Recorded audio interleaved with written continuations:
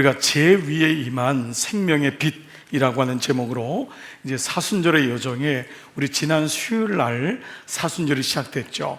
그래서 우리 수요일의 모든 시작을 애쉬 웬즈데이, 제2의 수요일이라고 하는데, 우리가 그때 명절 끝이었기 때문에 모임을 갖지 않았습니다. 그래서 여러분 이미 광고 드린 대로 오늘 우리가 말씀 끝나는 대로 우리가 함께 제2의 시작을 하면서 이제 본격적인 우리 이제 사순절의 시작을 갖도록 하겠습니다. 자, 사순절은 전통적으로 부활절 전 40일 동안에 그 예수님의 십자가를 깊이 묵상하는 기간이라 할 수 있습니다. 절기가 여러 절기가 많죠. 그 중에 사순절은 주님의 공생애, 그리고 주님의 고난, 그리고 주님의 부활, 그래서 렌트라고 이제 하는 이 사순절을 영어로 Lent, 렌트라고 하는데, 렌트는 봄을 알리는 시작이라는 라틴어의 뜻이 있습니다. 그래서 모든 이 절기에서 이 부활절을 이제 향해서 가는 사순절은 신앙의 봄, 영적 봄, 이 계절의 봄이 시작인 렌트를 시작으로 해서 주님의 부활 되시는 부활절 전까지 주일을 뺀 40일의 여정이라 할 수 있습니다. 40이라는 숫자는 구약에서 이 광야의 40년, 그렇죠. 그리고 모세가 호렙산에 가서 율법, 말씀을 받았을 때 40일 동안 기도했던 말씀을 받기 전에 40일, 또 신약에 와서는요, 예수님이 공생애를 시작하면서 40일 동안 금식하면서 마귀와 싸워 이겼던 광야에서의 40년. 자, 그래서 이 모든 40이라는 숫자에 공통적인 단어가 있는데 바로 광야입니다. 광야. 그래서 이 광야라는 뜻은 우리가 뭐 사막이라든지 나무가 없다 이런 의미보다도 이 광야의 의미가, 이 보통 민수기를 광야에서 이 이제 백성의 숫자를 센 거거든요. 광야에서 이제 그들이 이제 이 시작을 한 거잖아요. 그래서 이제 민수기의 이 광야에서가 드바르라고 하는 단어입니다. 히브리 말로 드바르. 근데 하나님 말씀이 민수기 광야에서 말씀이 들려서 미드바르, 이게 민수기거든요. 그러니까 민수기가 광야에서 있는데 광야가 드바르거든요. 근데 그 광야에서 미드바르, 하나님 말씀이 들렸다. 그러니까 이제 이러한 우리가 이제 어느 정도 영적인 의미를 이미 알고 있죠. 광야는 불편한 곳이지만은 광야는 우리에게 하나님의 음성이 들리는 곳이고, 광야는 의지할 것이 없는 곳이에요. 광야는 오직 하나님만 바라보게 하는 곳. 그래서 광야에서 예수님이 금식을 하고, 광야에서 모세가 하나님 말씀을 받고, 이스라엘 백성이 40년 동안 광야에서 훈련받고, 이 모든 것은 하나님을 바라보게 하는 영적인 장치였음을 우리가 알게 되죠. 무엇보다 광야는 의지할 것이 없기 때문에 내가 누군지가 드러나는 장소가 광야라 할 수 있습니다. 그래서 사순절은요, 무언가를 또 신앙적으로 내가 더 얻고자 하는 그러한 강구의 시간이 아니라, 무언가를 내 안에 하나님보다 높아진 것, 하나님보다 더 사랑하는 것, 이것을 걷어내는, 그래서 주님이 더 커지고 나는 작아지는 시간, 이게 사실은 사순절의 가장 중요한 시간입니다. 사순절은 무엇보다 더 열심을 내는 시간이 아니라 하나님 앞에 더 가까이 가는 시간이라 할 수 있어요. 마가의 성령의 다락방에서 제자들이 예수님께 하나님께 간구해서 성령을 받고 간청하고 그랬던 이 마가의 다락방, 성령의 뜨거운 역사가 이 성령 강림 절기라면은, 이 십자가 앞에서는 이 사순절은 온전히 주님 앞에 서는 시간, 주님의 마음을 아는 시간. 그래서 우리는 사순절에 대한 좀 이 더 마음을 좀 모으면서 이 사순절이 어떠한지를 좀 새겼으면 좋겠어요. 우리는 때로 사순절이 좀 너무 엄숙하고 좀 무겁고 어떤 좀 규율적인 좀 절기 이렇게 생각할 때가 많습니다. 그러나 사순절은 하나님께로 더 가까이 가는 시간이라 할 수 있어요. 좀 더 요한복음의 버전으로 한다면 빛을 향해서 가는 절기입니다.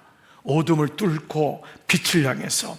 왜냐하면 십자가는 절망이 아니잖아요. 십자가는 죽음에서 끝나지 않죠. 십자가는 바로 부활을 향해서 가는 놀라운 은혜인 줄 믿습니다.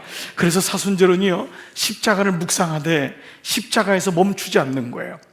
사순절은 부활로 가는 통로가 되는 거예요.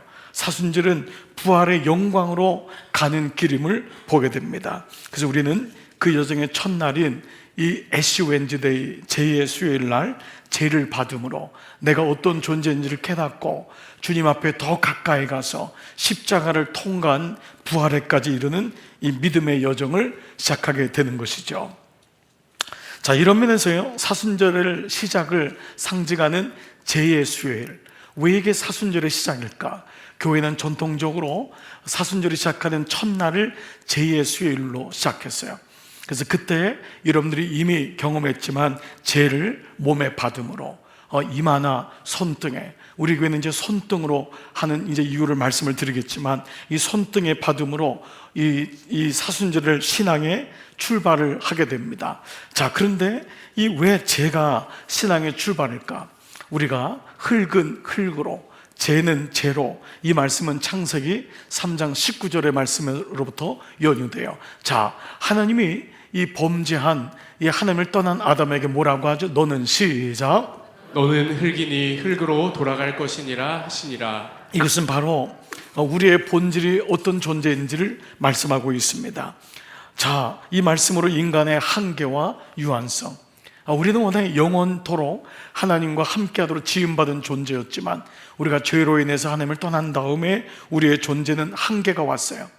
그리고 유한함을 알게 되고, 그리고 허물과 죄 앞에서 무력함을 깨닫게 되었던 것입니다. 즉, 나는 스스로 구원할 수 없는 존재이구나 라는 거예요. 나는 하나님의 은혜가 필요한 존재구나, 하나님의 은혜 없이는 살 수 없는 존재구나 라는 것을 이 죄를 통해서 깨닫게 됩니다. 바로 이 고백 위에 우리는 이 생명의 빛을 기다리는 거예요. 그 죄 위에 생명의 빛이 임한 것입니다. 그 빛을 우리는 요한복음을 통해서 발견하게 되죠. 그래서 우리는 오늘 죄 위에 임한 생명의 빛을 세 가지의 말씀을 통해서 좀 묵상하고, 여러분 함께 우리가 죄를 받고 좀 더 하나님 앞에 가까이 가는 시간을 가지려고 해요. 자, 첫 번째 믿음의 여정, 구원의 시작은 여기서 출발해요. 나는 죄입니다. 그런데 그 뒤에 하지만 나는 죄입니다. 자, 여기서부터 시작하는 거예요. 먼저는 나는 죄입니다. 죄는 여러분 뭐죠? 죄는 불에 타고 남은 것이에요. 한때는 형태가 있었지만 이제는 형태를 잃은 아무것도 아닌 존재가 바로 죄예요. 그래서 죄는 하나님을 떠난 모습을 상징합니다. 예, 죄는 바람만 불어도 그냥 날아가는 게 죄예요. 죄 이전에는 뭔가 모양이 있었고 나름대로 형태가 있었어요. 그러나 완전히 불에 사가진, 이 불에 태워진 죄는 우리는 아무것도 아닌 존재, 하나님을 떠난 인간의 모습을 얘기합니다. 우리는 더 이상 강한 존재가 아니에요. 우리는 영원하지도 않아요. 우리는 스스로, 내 스스로가 생명을 만들어낼 수 없는 존재죠. 그래서 여러분, 베드로가 예수님 만났을 때 그가 첫 번째 했던 고백이 주님, 저는 죄인입니다. 주님, 저는 죄인입니다. 이게 바로 나는 죄입니다. 믿음의 신앙은 나의 유한성과 나의 한계를 고백하는 거예요. 나는 여전히 할 수 있습니다. 나는 괜찮은 존재입니다. 그게 아닙니다. 빛이 임하기 때문에 그때 나는 빛이 되는 거예요. 그 빛이 있기 때문에 나는 워낙 빛이 아닌 것입니다. 자, 그래서 창세기 18장 27절, 여러분 그 소돔과 고모를 향한 아브라함의 기도 가운데 이런 기도가 있어요. 아브라함이 대답하여 이르되 나는 티끌이나 재와 같사오니. 이게 구약에 나온 거예요. 나는 이런 존재입니다. 하나님 앞에 아무것도 아닌 존재입니다. 그가 하나님 창조자 앞에, 전능자 앞에 자기의 연약함을 보는 거예요. 우리는 끊임없이 나에게는 가능성이 있어 라고 하는 세상의 메시지 속에 우리는 내 자신의 정체성을 잘 몰라요. 우리는 주님이 없으면 아무것도 아닙니다. 창조자 앞에 나는 아무것도 아닌 피조물에 불과합니다. 이게 첫 번째 고백인 것입니다. 시편 104편 14절 같이 읽을게요. 시작. 이는 그가 우리의 체질을 아시며 우리가 단지 먼지뿐임을 기억하심이로다. 네, 하나님이 기억한다고 하는 이 강조법은 주님 저는 먼지인 존재입니다. 다윗은 자기가 어떤 존재를 아는 거예요. 하나님이 내 체질을 아시고 내가 얼마나 약한 흙으로 빚어진 체질을 아시고 우리가 단지 먼지뿐임을, 우리가 다 이렇게 살아있는 것 같고 대단한 것 같아도 한 줌 흙으로 돌아가는 인생임을, 하나님이 없다면 우리는 영혼도 없는 그러한 인생임을, 그러한 존재임을 고백하는 것이죠. 그런데 요한복음은요 이런 인간의 상태를 절망과 허무에서 끝나지 않아요. 이게 요한복음이에요. 이 아무것도 아닌 죄에게 빛이 임했다는 거예요. 이게 복음인 줄 믿습니다. 아무것도 아닌데 거기 생명이 임한 거예요. 복음이 임한 거예요. 그래서 4절, 오늘 읽었던 4절에 뭐라고 했냐? 그 안에 말씀이신 예수 그리스도 안에 생명이 있는데요, 이 생명이 사람들의 빛이다, 사람에게 임하였다라는 거예요. 이 생명의 빛이, 네, 그 빛이 우리에게 임했다. 그래서 나는 죄입니다. 하지만 죄인 우리에게 하나님의 영광의 빛이 임했다라는 거예요. 5절도 보십시오. 5절에는 빛이 어둠의 빛이 돼. 우리가 뭐라고요? 어둠인 거예요. 죄인 거예요. 우리는 아무것도 아닌 거예요. 근데 이 어둠의 빛이 임함으로 그 낮이 된 거예요. 이 말씀을 계속적으로 말씀하고 있어요. 자, 9절을 잠깐 볼까요? 9절은요, 참빛 곧 세상에 와서 각 사람에게 비추는 빛이 있었다. 그게 진짜 빛인 거예요. 예수님의 빛이신데 그 빛이 모든 사람에게 임하여서, 그래서 우리가 빛이 되었음을, 그러니까 너희가 빛이다, 너는 소금이다, 이 말은 주님의 빛이 임했기 때문에 내가 빛이 된 줄 믿습니다. 나는 빛이 아니에요. 나는 빛이 아니에요. 나는 소금이 아니에요. 주님이 있기 때문에, 주님이 나에게 그 빛을 주시고 죽음이 나에게 소금의 삶을 주셨기 때문에 빛이 된 것이에요. 아멘. 그래요. 그렇습니다. 그래서 이 요한복음은요, 어둠에서 시작하지 않고 빛에서 시작하는 거예요. 예수님이 빛이다. 근데 그 빛이 임했다라는 것입니다. 자, 더 놀라운 것은요, 빛이 이미 있었다는 거예요. 우리가 빛이 있었네라고 해서 빛이 있는 것이 아니라 이미 우리 이전에 빛이 있었던 거예요. 내가 빛을 요구해서 온 게 아니에요. 빛이 이미 왔다는 거예요. 이거를 신학적인 용어로 선행은총이라고 해요. 그 뭐냐면 내가 행동하기 전에, 선행, 내가 생각하기 전에, 내가 원하기 전에 이미 하나님의 사랑이 있었다는 거예요. 내가 요구해가지고 주님이 나의 요구를 받아들여서 빛을 주신 것이 아니라 그분의 사랑이 먼저 우리에게 임하였다. 이게 선행은총이에요. 죄인된 인간이 회심해서 구원을 받기 전에 이미 하나님이 주도적으로 우리에게 구원의 빛을 베풀어 주셨다. 우리는 거기에 응답한 것밖에 없는 거예요. 주님이 전적으로 구원을 주셨는데 우리는 놀랍게 거기에 하나님의 은혜로 내가 그것을 믿음으로 구원이 임한 거예요. 그러니까 믿음은 100% 하나님의 역사인 거예요.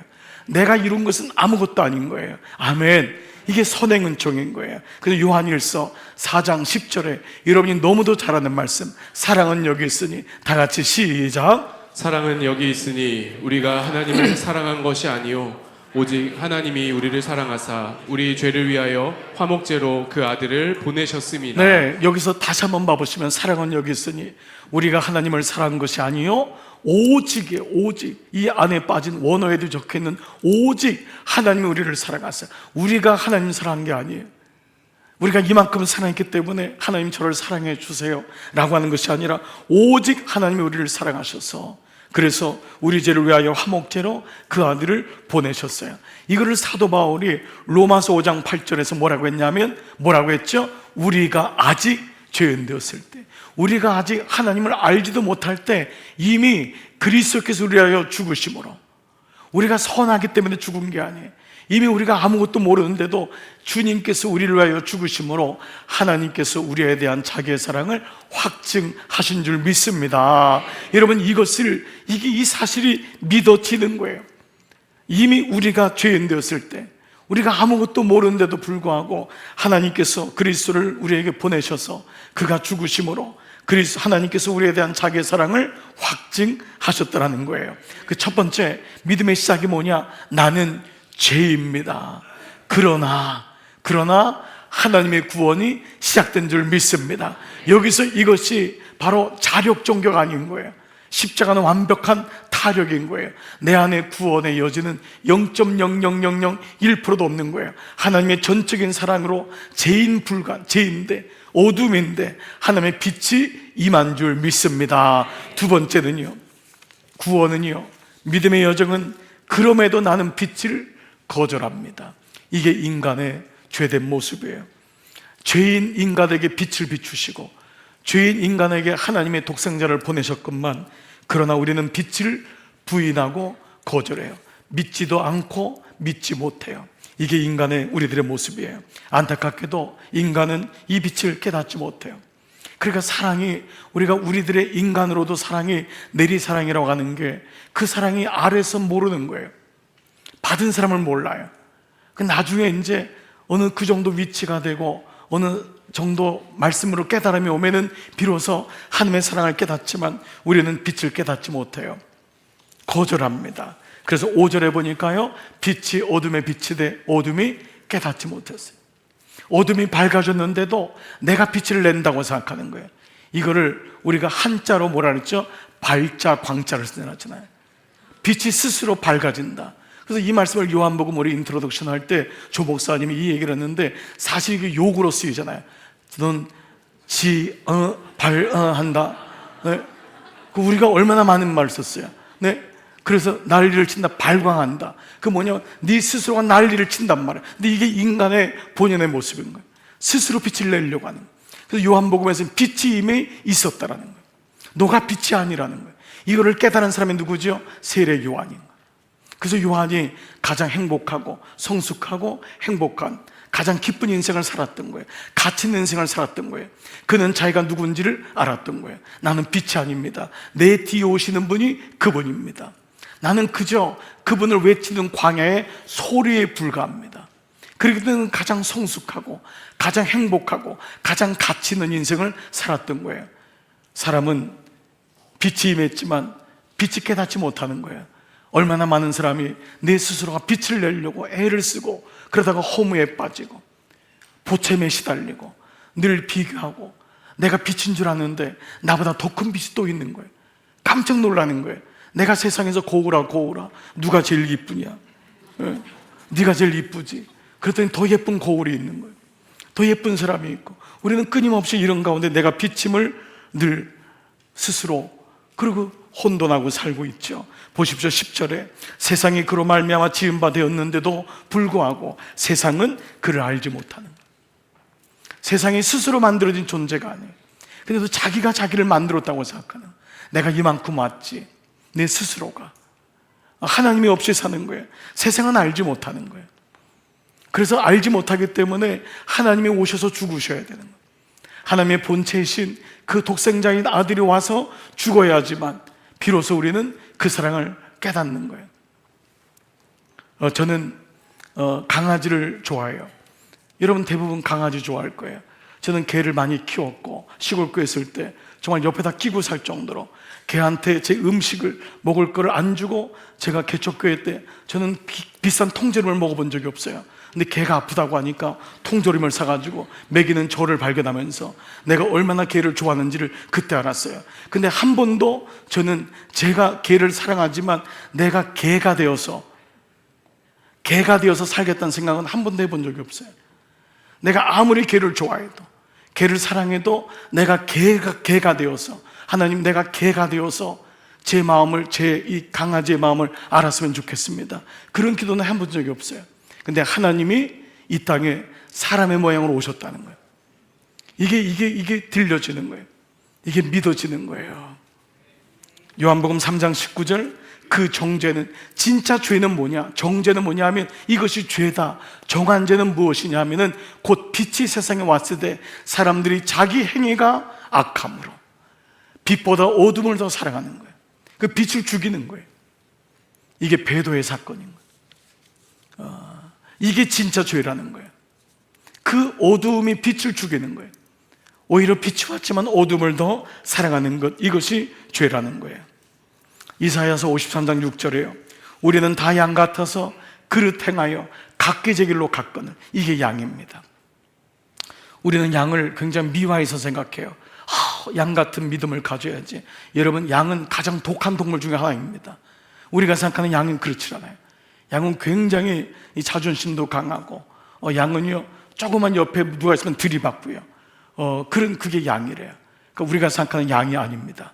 우리는 예수님이 양을 이렇게 탁 안고 그 양이 예수님 품에 이렇게 잠자고 있는 그런 그림이지만, 거의 예수님이 때려서 실신시킨 게 양인 거예요. 하도 말을 안 들으니까 그냥 수면제 먹여가지고 넌 가만히 있어라, 이게 양입니다. 우리가 생각하는 양은 그렇게 막 깨끗하고 막 온유하고 뭐 이런 거, 그리고 뭐 이런 게 아니에요. 양은 정말 고집도 세고 들이받고, 얼마나, 그리고 양은 스스로 아무것도 못해요. 한번 엎어지면요 벌레가 와서 배를, 창자를 갉아먹어도 못 일어나요. 이게 양이에요. 그 목자가 절대적으로 필요한 게 양인 거예요.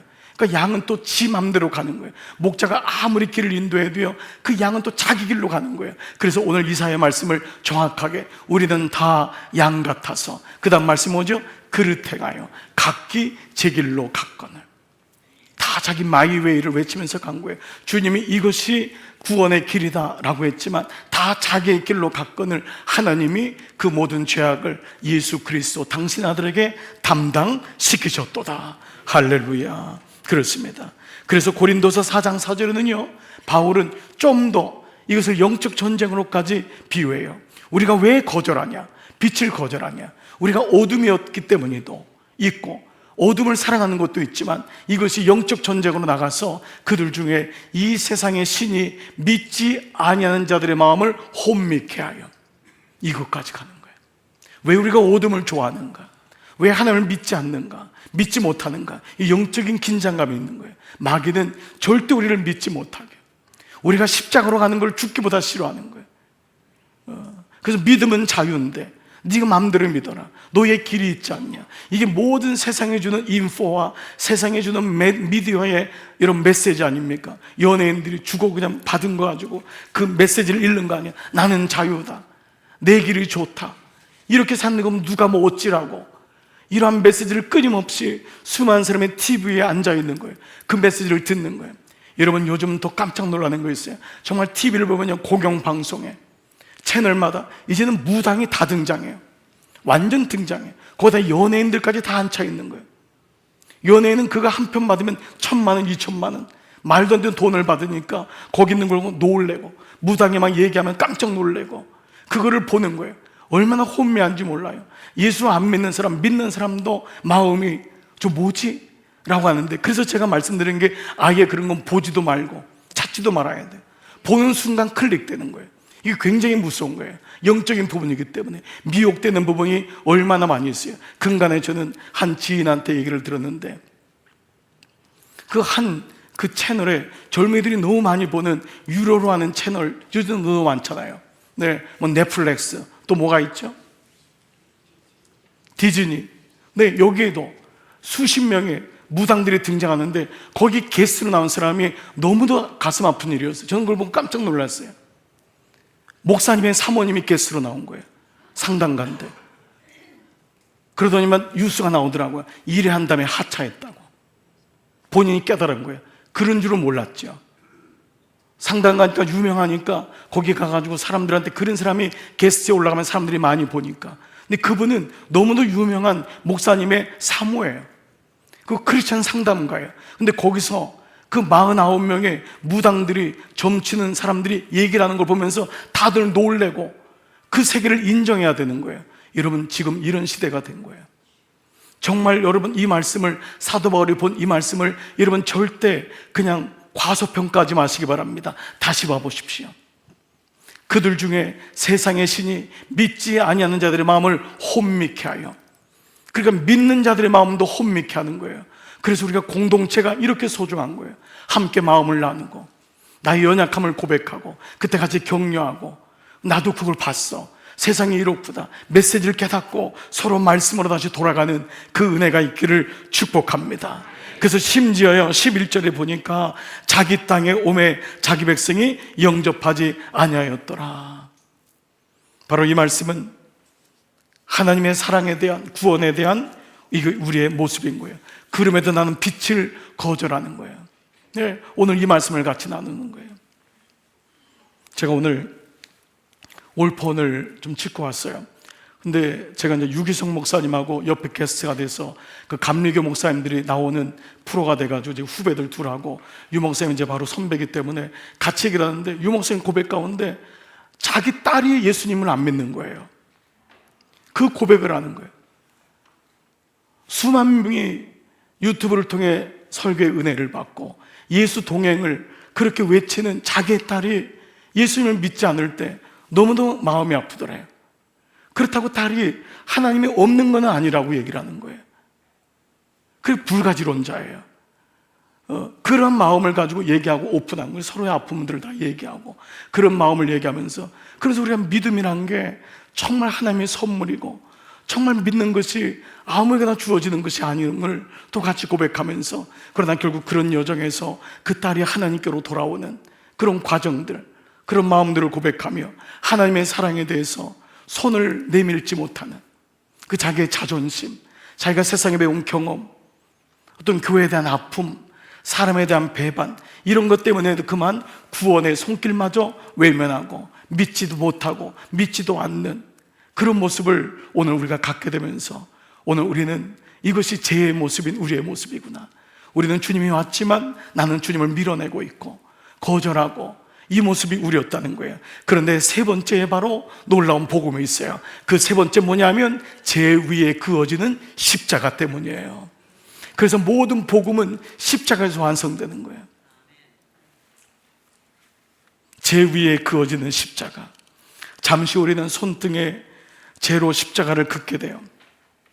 생각해 보세요. 죄는 죽음의 표시예요. 그 죄를 인정하는 건 내가 죄입니다, 인정하는 그 위에 나는 절망입니다. 그 죄는 뭐예요? 그럼에도 불구하고 나는 주님을 밀어내는 내 모습, 그럼에도 불구하고 빛을 거절하는 내 위에 십자가가 임한 거예요. 십자가가. 주님이 너 안 믿어 그러면 끝나도 되잖아요. 그래? 너 멸망으로 가렴.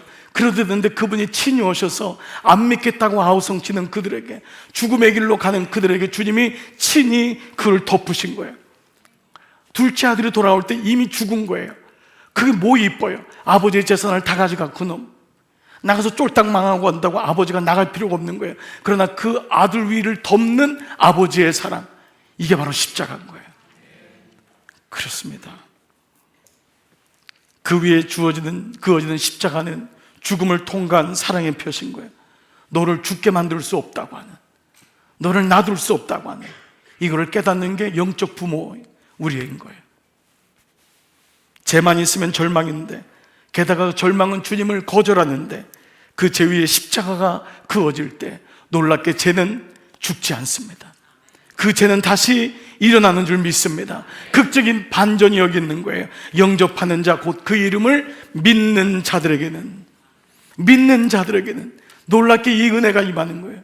하나님 내게 믿음이 주어진다는 거예요. 믿기만 한다면, 가장 단순한데 이 믿음이 그렇게 어려운 거예요. 예수님을 믿기만 하면은, 영접하는 자, 곧 그 이름을 믿는 자는 하나님의 자녀가 되는데도 우리는 거절하는 거예요. 그러나 우리가 믿을 때 그 믿음의 신비가 여기 있습니다. 여러분, 믿음을 주신 성령님께 여러분 날마다 감사의 마음을 가지시기를 축복합니다. 믿음은 내가 믿습니다가 되는 게 아니에요. 어찌 보면 믿어져요. 이게 놀라운 거예요. 그 앞에 굴복이 되는 거예요. 항복이 되는 거예요. 참 이게 놀라운 거예요. 그래서 여러분 이런 시가 있잖아요. 고운의 시. 올라갈 때 보지 못한 꽃, 내려갈 때 보았네.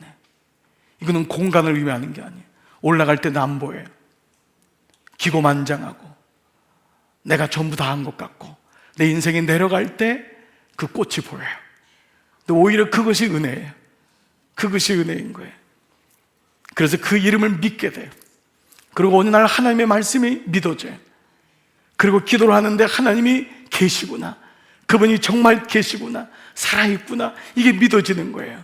아멘. 이 놀라운 거예요. 이 말씀을 읽는데 말씀이 믿어지는 거예요. 옛날엔 그냥 건성건성 읽었는데, 근데 어느 날 이 말씀이 이게 빛이 돼서, 이 말씀이 살아 움직여서 이 말씀이 믿어지는 거예요. 여러분, 이 은혜는 정말 놀라운 거예요. 예수 그리스도가 믿어지는 이 은혜가 오늘 십자가가 그어질 때 우리는 하나님의 자녀가 되는 줄 믿습니다. 그래서 요한복음에서 십자가는 패배가 아니에요. 십자가는 끝이 아니에요. 슬픔이 아니에요. 그래서 요한복음에서 예수님이요, 요한복음 12장에서 십자가를 앞두고 뭐라고 했냐면 12장 23절 예수께서 시작, 예수께서 대답하여 이르시되 인자가 영광을 얻을 때가 왔도다. 다른 복음서는 인자가 고난을 받을 때가 왔도다 하는데 요한복음은 영광을 얻을 때가 왔다는 거예요. 이게 예수님의 보는 십자가인 거예요. 고난이 끝이 아니에요. 그 뒤에는 십자가예요. 우리의 인생은 목적이 이끄는 삶을 이제 수요일부터 목요일, 금요일, 이제 오늘도 제가 그걸 이제 레코딩 해가지고 우리 정 목사님이 이제 방송만 해서 이걸 하겠죠. 근데 그 말씀에 우리는 여기서 끝나는 존재가 아니라는 거예요. 절대 여기서 끝나는 존재가 아니에요. 진짜 우리의 원 존재는 영원에서부터 시작하는 거예요. 그 십자가가 죽음이 끝이 아니라는 거예요. 만약 여러분 인생에 이게 전부라면, 이 육이 전부라면 우리는 정말 속고 있는 거예요. 누구는 10살에 죽고 누구는 20살에 죽고 말이 안 되는 거예요. 그러나 인생은 정말 이것이 전부가 아니에요. 우리는 잠시 이 땅에 거하지만은 영원이란 세계가 있음을 우리가 믿어지고 그 영혼을 준비하신 하나님, 그래서 십자가는 그 하나님을 알게 되는 통로가 되는 줄 믿습니다. 그리고 이어지는 말씀이 바로 당신을 가리켜서 하신 말씀인데요, 자, 이 말씀이 12장 24절 그 다음 말씀이에요. 내가 진실로 시작, 내가 진실로 진실로 너희에게 이르노니 한 알의 밀이 땅에 떨어져 죽지 아니하면 한 알 그대로 있고 죽으면 많은 열매를 맺느니라. 네, 이건 바로 여러분 우리에게 주는 메시지가 아니어서 당신이에요. 당신, 예수 그리스도를 말하는 거예요. 내가 떨어져 죽어야 된다는 거예요. 죽으면은, 죽지 않으면 그대로 있고 죽으면 많은 열매가 있는데, 요 구절을 말씀하신 다음에 이해를 못하니까 33절에 뭐라고 말씀하냐면 이렇게 말씀하시면 자기가 어떠한 죽음으로 죽을 것을 보이심이라. 십자가는 십자가에서 끝나지 않는다는 거예요. 밀알은 흙 속에 들어가면 보이지 않지만 사라지는 게 아니에요. 거기서부터 생명이 싹 트는 거예요. 그렇습니다. 죄 위에 십자가가 그려짐으로 죄는 더 이상 죄가 아니라 그 죄는 죽음에서부터 생명이 일어나는 놀라운 부활의 영광으로 가는 줄 믿습니다. 이것이 십자가가 임하는 거예요. 죄는 자체로는 생명이 없지만 그 죄 위에 십자가가 임하니 생명의 빛이 임하니까 생명이 되는 거예요. 그래서 이번 사순절 동안에 우리는 하나님이 우리 안에 커지는 거예요. 하나님의 은혜가, 나는 작아지는 거예요. 주님, 저는 죄입니다.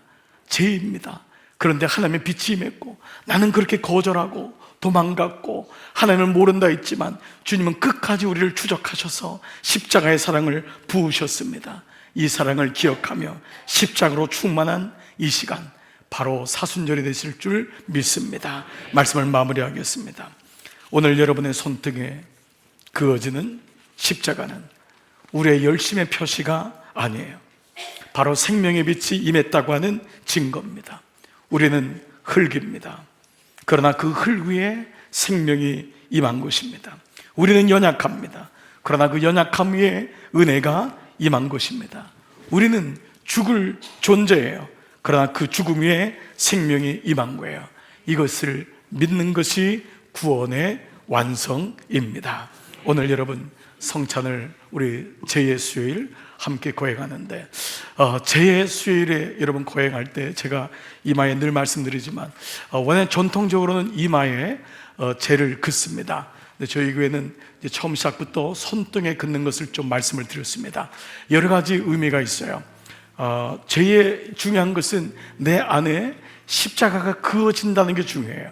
사실 이제 이 십자가를 제가 목회를 하면서 이 머리에다가 이마에다 그니까 때로는 이게 잘못하면 흘러 내려가기도 하고, 또 어쩔 땐 이마를 또 이렇게 머리를 또 이렇게 들쳐야 되는 이유도 있었고요.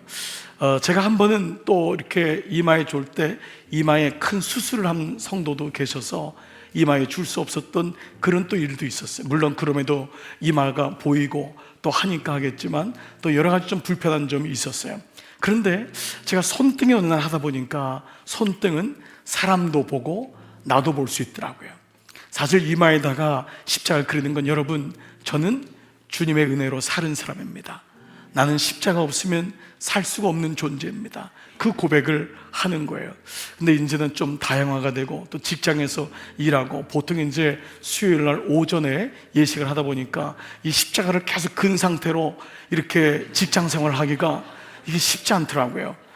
예수 안 믿는 직원들도 이게 계속 어렵고, 그래서 그땐 손등에는 하루 동안 있어도 괜찮더라고요. 손등에는. 그래서 어느 날 손등은 나도 보고 상대방도 볼 수 있고, 주님, 제가 십자가가 그어진, 십자가가 덮여진 저는 그런 존재입니다. 제가 십자가를 잊지 않겠습니다. 여러분, 그래서 교회 공동체는 기억의 공동체란 말이 있어요. 주님께서 이것을 행하여 나를 기억하라. 성만찬처럼 교회는 전통적으로 사순절에 십자가를 그음으로 우리는 하나님의 자녀입니다를 기억했던 거예요. 이게 기억하는 것입니다. 여러분, 오늘 밤 여러분이 함께 이 십자가를 긋고 또 이제 찬양하고 기도하고 집에 돌아가셔서 여러분 주무시기 전까지는 십자가를 보시고 주무실 때 씻으시면 될 겁니다. 오늘 한 가지는 나는 내 위에 십자가가 있는 존재입니다. 우리 목사님들이 제가 여러분에게 고백하면서 이 성호를 그을 때 예수님의 십자가를 잊지 마십시오. 이 고백을 할 겁니다. 예수님의 십자가를 잊지 마십시오.